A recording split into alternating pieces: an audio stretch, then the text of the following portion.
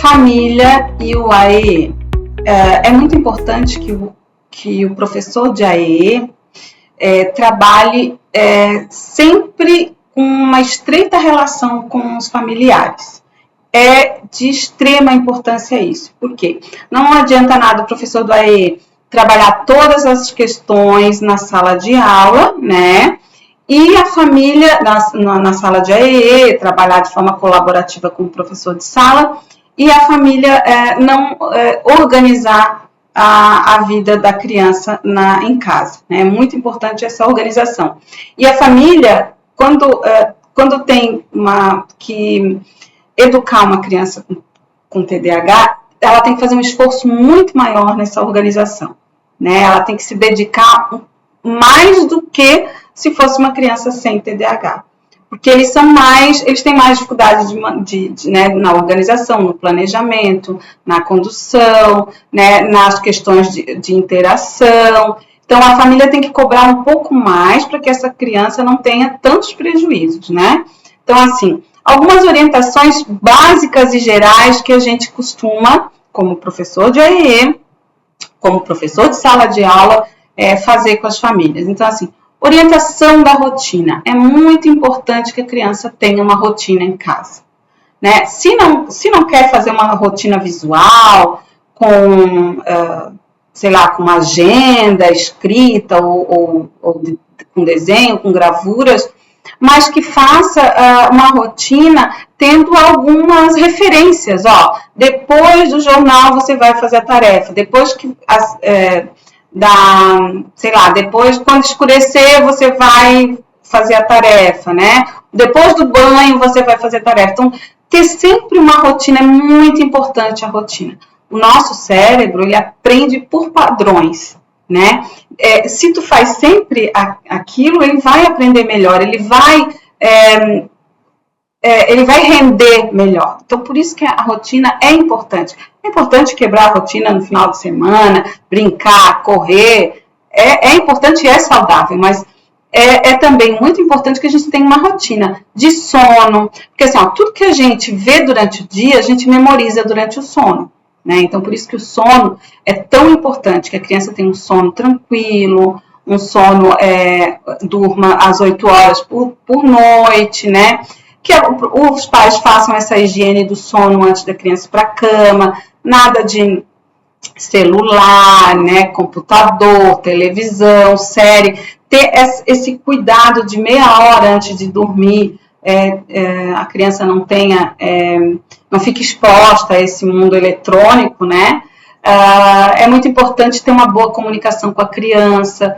Não adianta dar muito discurso, não adianta falar demais, dar muito sermão, que crianças com TDAH, como eles têm pouca atenção, assim, de se manter atento há muito tempo numa fala, às vezes menos é mais, né? Falar, faz sua cama, e pronto, não ficar dizendo, faz sua cama, porque você tem que fazer, seu irmão faz, e não sei o que. Não adianta dar discurso, é ser curto e grosso, sabe? Frases curtas, mas que elas têm muito mais efeito. Então, é importante que a família tenha essa rotina em casa, hora para brincar, hora para estudar, hora para fazer tarefa, né? Hora para ajudar em casa, levar um lixo lá na rua, secar uma louça. É importante que a criança, né, que o estudante, faça parte dessa rotina, né, que se sinta parte dessa rotina. Por exemplo, às vezes a gente instrui os pais, ele precisa fazer a cama dele todos os dias. Daí a mãe diz, mas a cama dele fica mal feita, deixa mal feita, né? Hoje fica mal feita, amanhã fica mais ou menos, daqui a pouco tá ficando bem feitinha. Então, assim, a gente precisa deixar a criança fazer, né?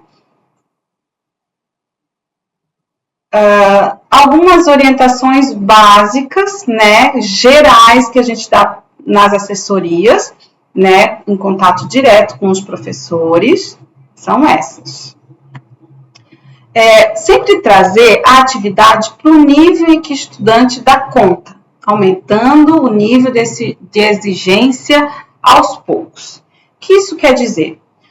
Quer dizer que a gente precisa trazer a atividade para o nível que ele dá conta, no sentido que, às vezes, as atividades têm excesso para o que ele dá conta, então a criança vai sempre se frustrar. A escola não é lugar de frustração. A escola tem que ser acolhedora. Como eu dei o exemplo das operações de matemática. Principais orientações nas assessorias da escola. Então, existem algumas orientações assim, que a gente dá, né, de forma geral aos professores. Claro que para cada criança existem orientações bem específicas, né? Para cada estudante, cada estudante é um estudante, né? A gente tem que ver a criança de uma forma bem subjetiva, bem individual. Mas existem algumas orientações que elas são básicas, que são assim bem gerais e que são comuns a todos os estudantes, né? Por exemplo, trazer a atividade para um nível em que o estudante dá conta, aumentando o nível de exigência aos poucos. O que isso quer dizer? Eu vou dar um exemplo. O professor está trabalhando na sala, né, de aula, o professor da classe ali, o regente, está trabalhando multiplicação, né? E ela, com o grupo, ela já está trabalhando multiplicação com reserva, né? Que é aquele número que vai em cima, né? Da dezena, da unidade, enfim. Já está trabalhando com reserva. Mas o estudante com TDAH ainda não assimilou a multiplicação sem reserva. Então, o professor precisa vir ao nível que ele dá conta, né, para que ele tenha acesso ao conhecimento da multiplicação com a reserva, né? Não adianta a gente deixar passar batido, oferecer a mesma atividade ali na multiplicação, vamos supor, e a criança não vai conseguir aprender, né? Vai se frustrar, vai sofrer, não vai ter êxito. Escola não é lugar de frustração, não é lugar de punição, é lugar de acolhimento, é lugar de aprendizagens, né? Então, por isso que a gente tem que sempre trazer a atividade para o nível que ela dá conta, mas não deixando ali, né? Sempre exigindo ali um pouquinho mais, né? Sempre exigindo um maior nível sempre aumentando o nível de exigência, né? Utilizar instruções curtas e objetivas, nada de sermões, até nos enunciados das questões, né, das atividades. Então, assim, é importante enunciados mais elaborados, claro que é, né? Tem que ensinar a criança a pensar. Mas se ele não dá conta daquele enunciado ainda mais elaborado, por que não adequar aquele enunciado? Fazer um enunciado mais objetivo, mais curto. Às vezes, ler com o estudante aquele enunciado, né? Isso tornar o conhecimento acessível para a criança, né? Mais qualidade do que quantidade, né? Não adianta a gente ir lá pedir para o estudante copiar um texto de 3 páginas, mas ele não entendeu nada. O ensino ele precisa ter qualidade, né? Não quantidade. Os demais dão conta com 3 páginas ali de leitura ou de cópia ou sei lá, né? Ditando a escrita, ditando para escrever, ok. Mas esse ainda não dá conta. E se esse aluno aqui não dá conta, eu tenho que trazer para o nível dele, para aumentar aos poucos, né? Por isso que é tão importante a gente sempre oferecer modelos, muito apoio visual, dividir atividades por etapa, né? Porque quando o estudante vê assim, no quadro, muita tarefa, principalmente o estudante com TDAH, ele acaba se frustrando, dizendo, meu Deus, eu não vou dar conta, e como eles têm dificuldade de manter a atenção, manter o foco, eles acabam nem fazendo, né? Não tem motivação, não tem engajamento. Então, por isso que é tão importante, às vezes, a gente dividir uma tarefa por etapas. Não reforçar erro, né? Por muito tempo na escola a gente teve aquela fala, a criança aprende com o erro. Não, às vezes ele aprende errado. E se ele automatiza errado, aí para aprender de novo é uma função. Então, assim, não deixar a criança errar, fazer as etapas, né? Errou ali no meio da atividade, já corrigir, para que esse erro não continue, né? Para que consiga solucionar de forma adequada. Então, também, as emoções auxiliam muito na memória, né? Por isso, ser paciente, ser gentil com o seu aluno, né? Tentar trazer ele o máximo para o teu lado, né? A gente precisa atuar de forma realmente respeitosa com nossos estudantes, né?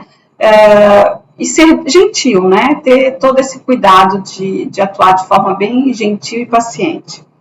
Atuar de forma preventiva, né? Porque às vezes antigamente a gente dizia muito assim, ó, vamos esperar o tempo do aluno. Ela não se alfabetizou ainda porque vamos esperar o tempo dela. Isso caiu por terra, a gente não tem que esperar o tempo da criança. A gente tem que atuar agora, né? E atuar sempre de forma preventiva, não deixando os prejuízos se instalarem, né? Quando a gente está alfabetizando uma criança, ou até ela já é alfabetizada, trabalhando alguns conteúdos, né? Professor de sala de aula, às vezes a gente tem às vezes a gente meio que pensa assim, ela tem o tempo dela, daqui a pouco ela aprende. Não, a gente precisa fazer com que aquele aprendizado aconteça, né? Sempre atuando de forma preventiva. E cuidando também muito da posição do estudante na sala de aula, né? Às vezes o estudante com TDAH precisa de um espaço na sala de aula onde ele possa que tenha o menos distrator, né? Muita nuca de aluno, por isso que é ruim o TDAH sentar lá atrás, porque às vezes ele olha para a nuca de um, olha para o caderno de outro, olha para tudo, menos para a sala, para o que o professor está ensinando. E a gente sabe que o TDAH tem dificuldade para manter a atenção, manter o foco, principalmente em atividades de esforço mental continuado. Então, por isso que a posição do estudante com TDAH é tão importante, né? A gente tem bastante esse cuidado. Às vezes é legal, né, dividir a prova em 2 momentos, né? Se o estudante entra em cansaço mental muito rápido, se é uma estratégia, porque assim, a avaliação, a prova, não é para a gente, é para medir conhecimento, né? Não é para a gente, tem que fazer essa prova, ele não se deu bem, né?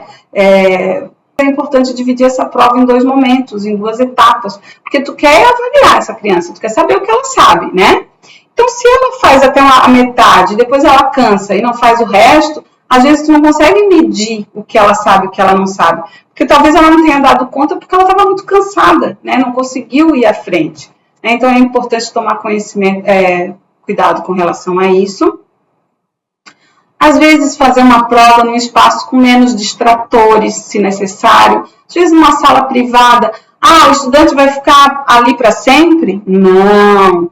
A gente orienta isso, né? Que eu acabei de falar. A gente traz para o nível em que a criança dá conta e depois a gente vai aumentando o nível de exigência. O ideal é que a gente leve o estudante para fazer uma prova ou, se ela não consegue se concentrar, num lugar com menos distratores, com menos informação possível para ela dar conta e ir aumentando o grau de exigência aos poucos. Daqui a pouco ela vai estar fazendo prova na sala com os outros colegas, enfim. Mas é importante a gente chegar no nível da criança para ir aumentando o grau de exigência. Às vezes é preciso fazer prova oral, né? Ou intercalar entre oral e escrita, enunciado direto, sem pegadinha, ler com o estudante para que ele compreenda o que você quer que seja feito naquela prova, naquela atividade, porque às vezes a criança, o estudante não consegue entender o que se espera dele, né?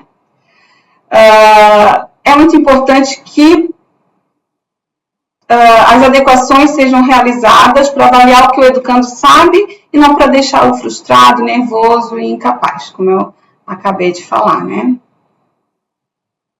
Então, para finalizar, né, eu trouxe os anexos que estão nas diretrizes do AEE, né, para que vocês tenham acesso, para que vocês utilizem bastante, porque ali está todo nos anexos do AEE, vocês têm que usar só esses anexos? Podem usar esses anexos e pode usar outros recursos para avaliar o aluno, né?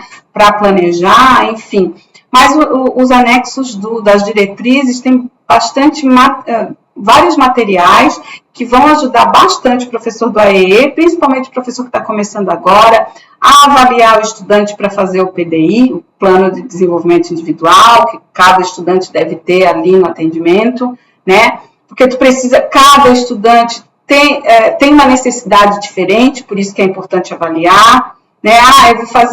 Eu vou fazer um jogo com um estudante de montar palavras. Com todos, não. Tu vai fazer esse jogo com quem precisa desse tipo de jogo, né? As atividades no AE, elas são muito individuais, né? Porque a gente tem que qualificar o que está em defasagem para aquele aluno. Então, por isso que é muito importante que a gente avalie no começo do ano, faça o PDI, aplique o PDI com objetivos claros, com objetivos assim bem mensuráveis. O que quer dizer isso? Que eu consiga medir, né? Eu preciso saber medir se a criança, o estudante, conseguiu ou não alcançar aquilo que eu me propus a fazer, né? Então, assim, ó,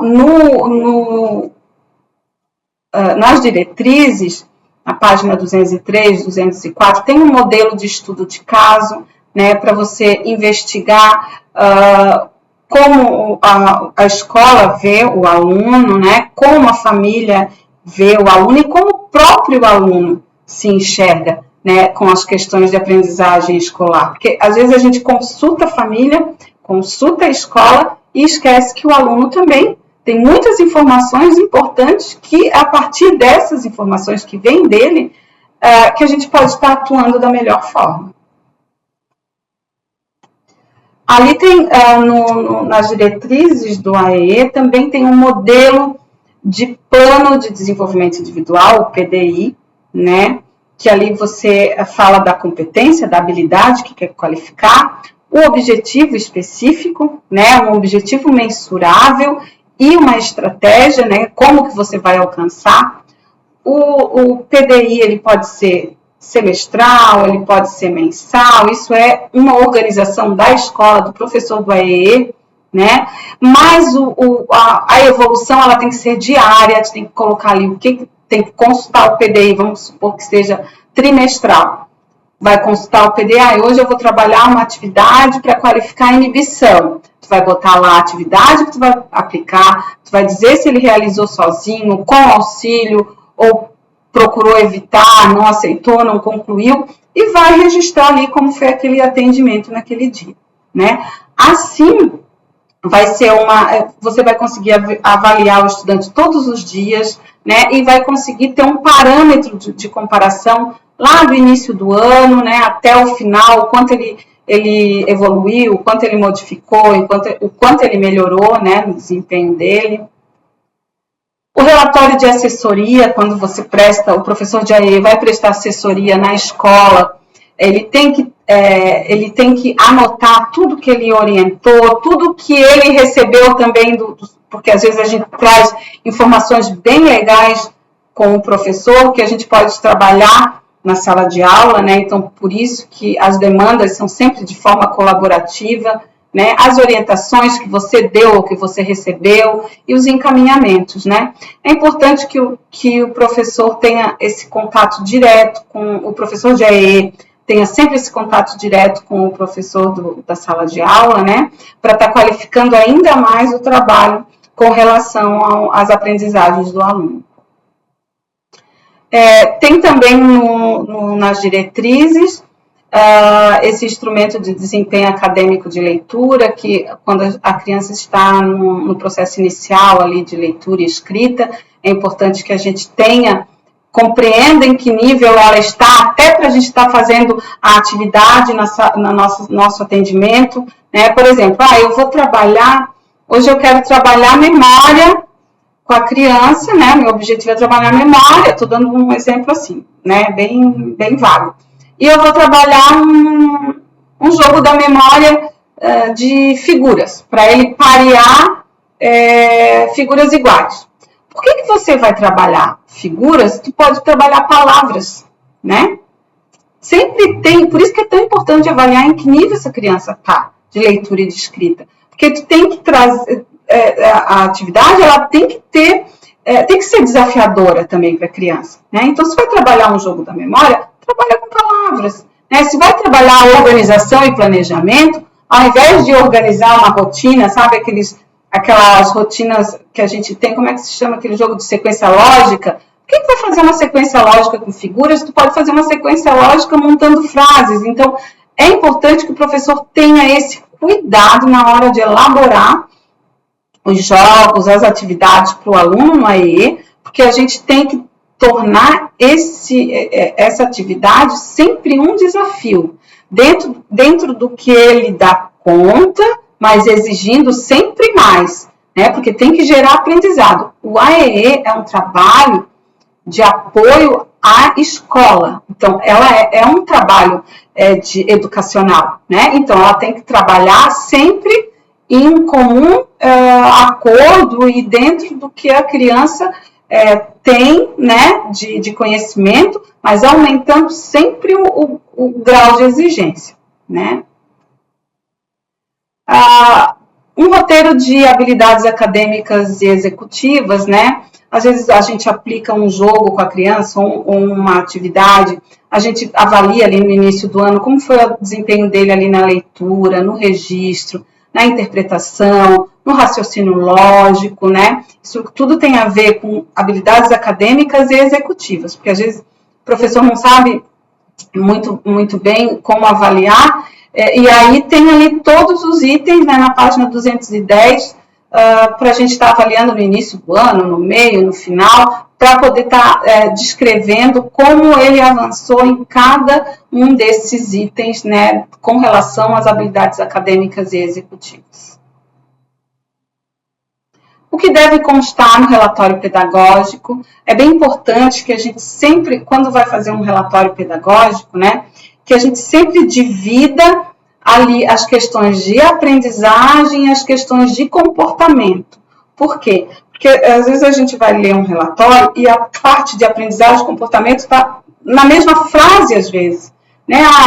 Ele teve dificuldade nisso, mas ele não parou quieto para aquilo. Então, assim, sempre dividir, porque fica mais fácil de qualquer pessoa que for ler, né? Porque quando a gente faz um relatório, a gente está se comunicando com outra pessoa, né? A gente quer que aquele relatório ajude no trabalho de outra pessoa, ou que o professor de AE do ano que vem saiba de onde ele pode recomeçar o trabalho com o estudante, ou que o professor da sala de aula compreenda em que nível ele está, ou que os familiares ou até o médico saiba como está o desempenho dele. Então, por isso que é importante que a gente seja o mais claro possível, não precisa escrever muito, desde que seja uma escrita clara e objetiva, e sempre dividindo essa questão com relação à aprendizagem e com relação ao comportamento, né? E é isso, gente. Eu encerro, então, a minha fala, agradecendo pela participação de todos, e a gente vai ter, provavelmente, um espaço para discussões e conversas e perguntas, né, no decorrer desse curso. E obrigada pela atenção de todos. Um abraço.